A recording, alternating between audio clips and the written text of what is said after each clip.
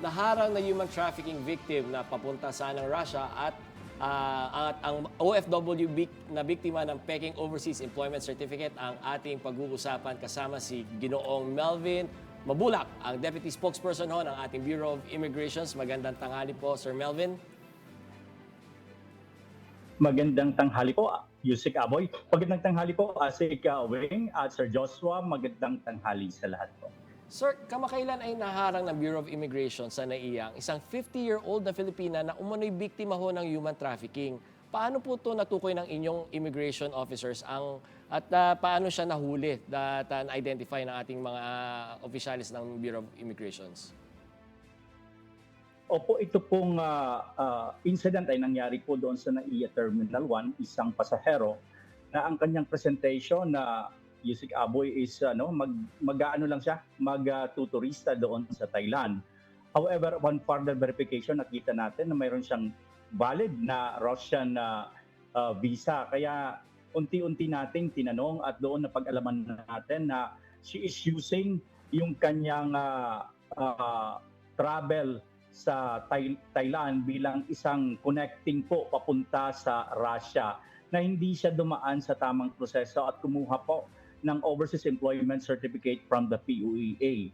Nang tinanong po natin, Yusik Aboy, yung kanyang itinerary doon sa Thailand, hindi na niya alam kung paano. At doon eventually nalaman natin at siya din ay umamin na siya po ay pupunta ng Russia, gumasto siya ng malaki para dito.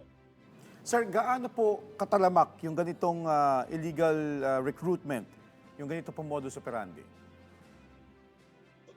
Yes, Sir Joshua, na malaking problema natin ito kasi karamihan sa kanila po ay umaalis ilang isang turista na napakahirap din po i-determina kasi alam natin ang pinupuntahan nila ay mga countries na hindi naman yung final destination nila. Pero doon lang naman nalaman natin doon sa time na kung saan may mga inconsistency yung kanilang dokumento. In terms katulad po nito, nakita natin na mayroon siyang valid na visa sa Russia na ang kanyang presentation sa Thailand. Kaya it becomes a red flag, no?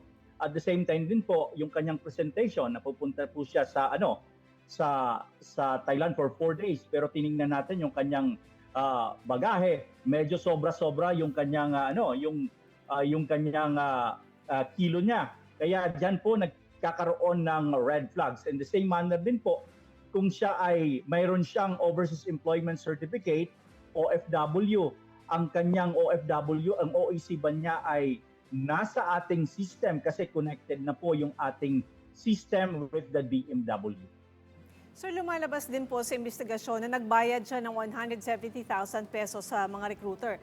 Natukoy na po ba ang recruiter na ito at saka ano po yung paalala ng BI sa mga naghahanap ng trabaho sa abroad para matiyak na legal at ligtas ang kanilang pag-alis? Opo, as a Kweng, nakita natin na nagbigay pa siya more than 100,000, 170,000 para ma-facilitate yung kanyang pag-alis. But we have to understand, ang pag-alis po sa ating mga paliparan, wala po yung bayad, no? Pag yan ay magbayad, magduda na po kayo. Kaya nga po kung kayo po ay maghanap ng trabaho sa ibang bansa, mayroon po tayong mga ahensya ng gobyerno na sila po ay naatasan para i-verify yung trabaho, yung kontrata at bibigyan po kayo ng Overseas Employment Certificate to ensure na kayo ay hindi mapapahamak kung kayo man ay magtrabaho sa ibang bansa, Asik Weng. So sir, doon sa investigasyon po ninyo, nabanggit po ba kung ano daw yung papasukan niyang trabaho doon sa Russia? Ang nakita natin dito ay isa dito ay sa karamihan dito po ay sa household worker siya. Yun ang karamihan dito na sinasabi in terms sa dadatnat nilang trabaho doon sa Russia. Sir Melvin, para magsilbi na rin paalala sa ating mga kababayan, gusto pa magsubok, paano pinapalakas ng BI ang inyong screening at profiling sa mga paliparan natin upang mas maraming posibleng biktima ng human trafficking, whether voluntary yung pagiging biktima dahil ginusto nila or hindi, at para mailigtas natin sila? Opo, Yusik Aboy, ang immigration po ay member ng Interagency Council Against Trafficking. Mayroon po tayong binuong isang section, isang group ng mga immigration officer, that is the Immigration Protection Border Enforcement Section, na ang kanilang trabaho in to enforce yung batas about human trafficking at the same time regarding din sa illegal recruitment. Kaya minamabuti po ng ating mga tauhan at sa direktiba din po ng ating commissioner na ma-implement po yung departure formalities na ini-ensure po natin na ang aalis sa ating bansa ng mga kababayan natin at kung sino man na magta-travel abroad ay dumaan sa tamang proseso na verify po ng ating mga ahensya ng gobyerno to ensure na sila po ay protektado at hindi naman mapapahama kung sila naman po ay magtrabaho sa ibang bansa. Okay. Sir, follow-up lang po, no? Dahil hindi biro itong binitawan na pera ng biktima, 170,000 pesos. Bakit po kaya pinipili pa rin nilang sumugal sa illegal na paraan sa halip na dumaan sa legal na proseso pag lumalabas ng bansa? Sa inyo pong pananaw, bakit po? Sa tingin natin talagang naiinganyo sila sa mga online na mga recruitment, no? Hindi sila masyadong dumadaan sa mga pagbiberifika ng ating mga ahensya. Sa tingin nila parang isa pang hadlang sa kanilang paghahanap ng trabaho. Pero alam po natin, karamihan po na gustong mapabilis yung kanilang deployment ay nabibiktima po ng human trafficking, yung exploitation. Kaya nga po marami sa kanila ang talagang kumakagat sa mga online recruitment at nagbabayad na lang. Pero hindi nila iniisip, Sir Joshua, yung karamihan po nito ay mga illegal recruitment at sila actually ay mabibiktima lamang ng human trafficking. Okay. Sa ibang usapin naman po, sir, naharang naman po sa Clark International Airport ang isang 45 years old na OFW na may Peking Overseas Employment Certificate kamakailan po. Ano po ang detalye dito at paano po ito natuklasan ng Immigration Bureau? Opo, Sir Joshua, noong July 24 po ito, no?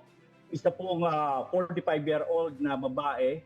Ang kanyang presentation siya ay OFW pero nang presentan niya yung kanyang Overseas Employment Certificate, nakita natin na mayroong alteration, no? At hindi kung ano yung mga information na andoon sa kanyang presentang dokumento at doon sa system ay magkaiba. Kaya nakita po natin na ang kanyang claim na siya ay aalis bilang isang OFW na magtatrabaho as telecommunication assistant. However, upon verification po natin, nakita po natin na ang kanyang magiging trabaho talaga ay isang household worker, isang nanny. Kaya ibig sabihin po, mayroon pong alteration sa information na kanyang ipresentang OEC sa kung ano naman talaga ang nakasaad. At nakita po natin, wala pong existing na overseas employment certificate siya base po sa data na shared po sa atin ng DMW. So sir, saan naman po papunta itong OFW na ito na naharang sa Clark? Opo, ang kanyang final destination ay sa UAE, no? Sa United Arab Emirates. Pero gumawa po siya na ang kanyang flight itinerary, magko-connecting siya papunta si Singapore, from Singapore papuntang Bahrain, then Bahrain papunta na ng UAE. Ibig sabihin po, hindi po sa direct flight, pero ang final destination niya sa UAE at ang kanyang magiging employer ay isang Egyptian na siya ay isang businessman doon sa UAE. Sir, dahil online na yung verification ng OEC, masasabi po ba ninyo na mas mahirap pa ngayon para sa mga illegal recruiter na makalusot sa ating mga terminal hubs? Yes po, ASEC, no? Kasi kung ang ating immigration, yung system po natin, meron tayong data sharing agreement with DMW. Kaya pag swinay po natin yung passport, kaagad-agad po, tinatanong, bine-verify doon sa data shared ng DMW. Kaya itong klaseng kasong ito, nahuli po natin at alam naman po natin, we are warning the public, wag po silang gagawa dahil kaagad-agad pong malalaman ng Bureau of Immigration dahil connected na po yung Bureau of Immigration with the data shared by the DMW, ASEC. Sir Melvin, curious lang kami, natukoy na rin ho ba nyo yung illegal recruiter na to at ano pa yung mga pwede niya magiging harapin na pananagutan na bilang isang illegal recruiter? Lalong-lalo na gumamit ng mga peking OEC to, ha? Yusek Aboy, yes, magandang katanungan yan. Ang implementation kasi natin ng trafficking sa ating paliparan, once mahuli ng Bureau of Immigration, ma-rescue ng Bureau of Immigration, yan po ini-endorse po natin sa Interagency Council Task Force. mayroon po doong taga-NBI, may PNP, may taga-DOJ. Diyan po sila ang mag-iimbestiga at sila po ang they will run after kung sino yung mga illegal recruiter na ito. At for now, we're going to ask as well on the update kasi na i-endorse na po natin doon sa ating task force sa IACAT. Alright, panguli na naman po, sir, mensahe niyo po sa ating mga kababayan na nagbabalak magtrabaho sa abroad upang makaiwas po sa illegal recruitment at human trafficking. Ano po yung mga kailangan nilang bantayan na red flags? Opo, sa ating mga kababayan, sa ngalan po ng ating Commissioner Joel Anthony Enviado, yung ating pagtatrabaho sa labas ng bansa ay isang malaking tulong sa ating ekonomiya. However po, dapat dumaan po tayo sa tamang proseso. Kung ang inyong pagtrabaho doon ay through online lang, mga recruitment online, those are red flags, no? Kung kayo ay magpapanggap as turista, magdalawang isip na po kayo, dapat po kayo ay dumaan sa DMW, may tamang dokumento. At kung hindi po kayo dumaan sa DMW, magdalawang isip na po kayo, wag po kayong tutuloy. Possibility po, mabiktima po kayo ng illegal recruitment o di kaya human trafficking. Ako, maraming salamat to sa inyong oras, Sir Melvin Mabulak, ang Deputy Spokesperson po ng ating Bureau of Immigrations. Good afternoon po, sir. Thank you, sir. Good afternoon po. Maraming salamat po.